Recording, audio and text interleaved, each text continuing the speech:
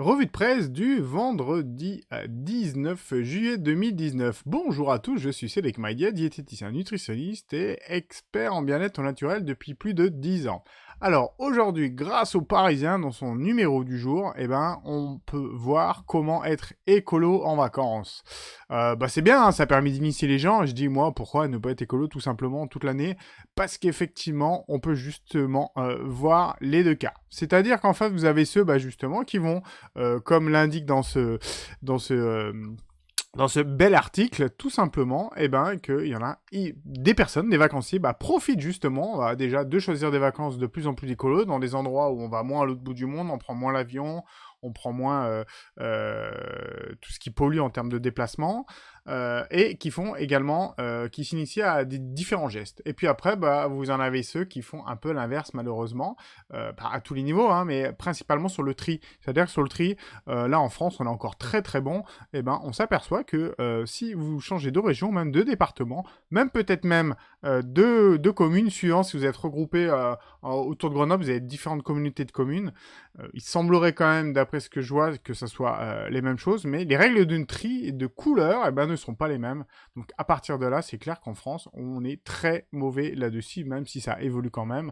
Donc des fois, c'est dire, si en plus en France, je dois, comment dire, me prendre la tête avec le tri, on va plutôt oublier. Donc alors, ce dossier dans le Parisien, c'est très bien évidemment, parce que ça rappelle des gestes simples, et c'est vraiment des gestes qui peuvent être faits très rapidement. D'accord? Donc le premier geste, c'est la gourde. Pareil, c'est pas nouveau, hein. Avant, on avait tous des gourdes. Les bouteilles en plastique n'existaient pas.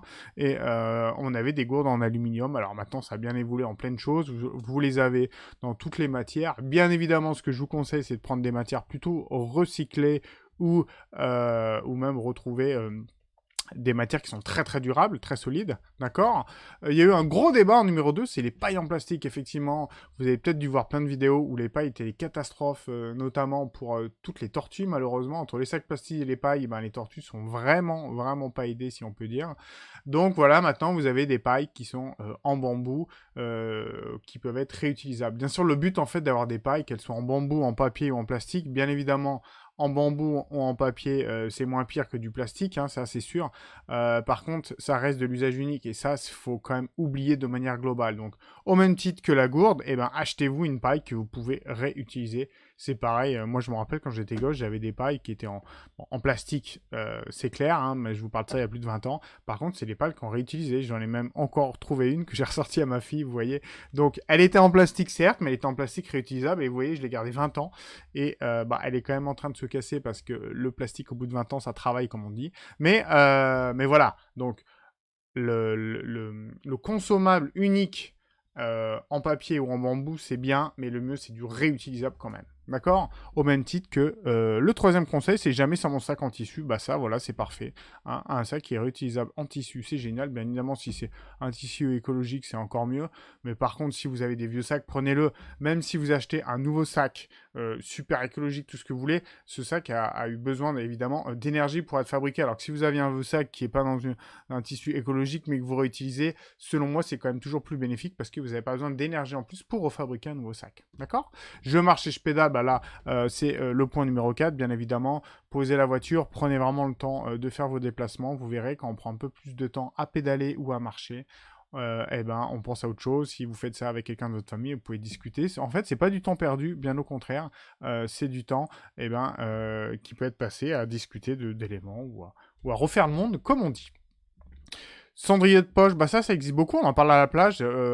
Pour rappel, je donne aussi des cours de ski, donc ça avait été aussi distribué il y a quelques années au ski, parce que malheureusement, que ça soit au ski ou à la neige, au ski ou à la mer, on a les mêmes soucis sur les gens qui jettent leur mégot, tout simplement. Je ne comprends absolument toujours pas ce geste, mais enfin, un petit cendrier de poche qui se ferme très bien comme ça, c'est réutilisable à souhait.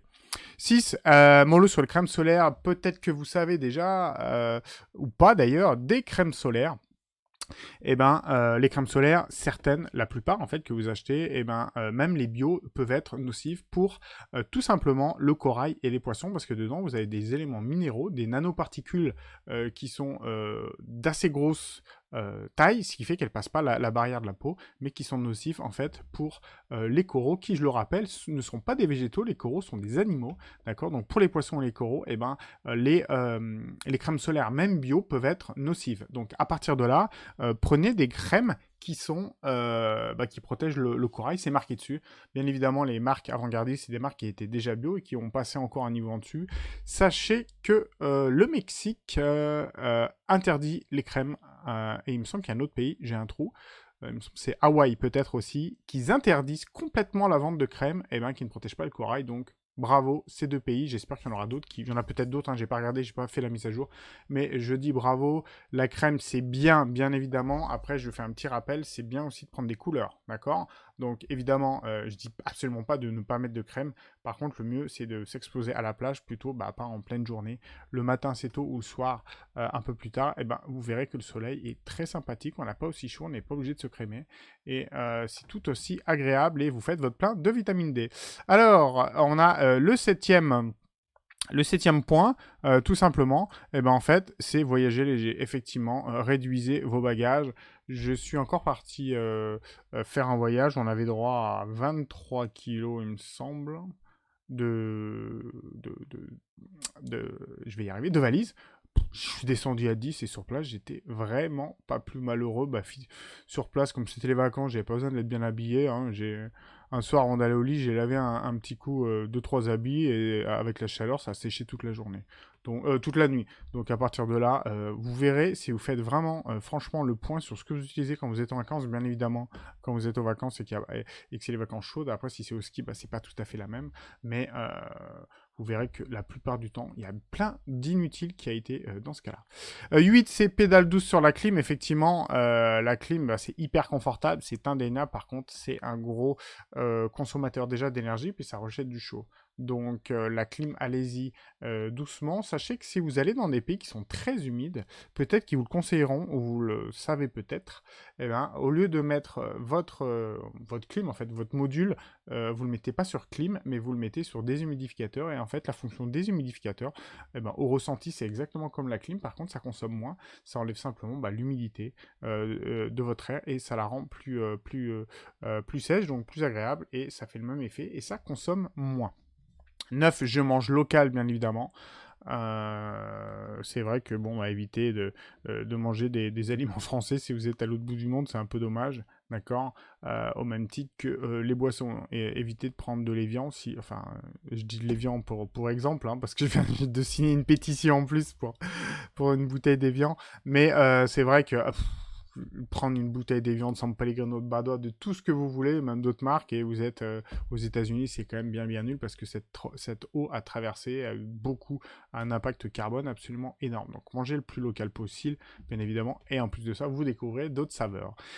Le 10, je mets au plugging. Donc le plugging, pour le rappel, c'est quand vous ramassez des déchets, quand vous marchez, quand vous courez. On peut le faire en poussette aussi, voilà, ça existe depuis longtemps. Mais c'est très bien de faire un petit rappel. Donc le Parisien, je vous dis merci d'avoir refait un petit édito de vacances sur les vacances un peu écolo, avec ces 10 gestes qui sont vraiment pas compliqués. Et moi, ce que je veux surtout, c'est que ces 10 gestes, vous les fassiez en vacances, c'est super, d'accord, mais après que vous les gardiez à la maison pour toujours, et pour votre famille aussi. Pensez-y, la terre, on la maltraite vraiment, vraiment beaucoup trop. Pensez vraiment à vos enfants, ça vous donnera du peps pour continuer à faire vos gestes. Donc un petit rappel, voilà, il s'agit du Parisien, je vais y arriver, comment être écolo en vacances, du vendredi 9 juillet 2018, merci à eux, et moi je vous dis à la prochaine revue de presse. Bonne journée, au revoir.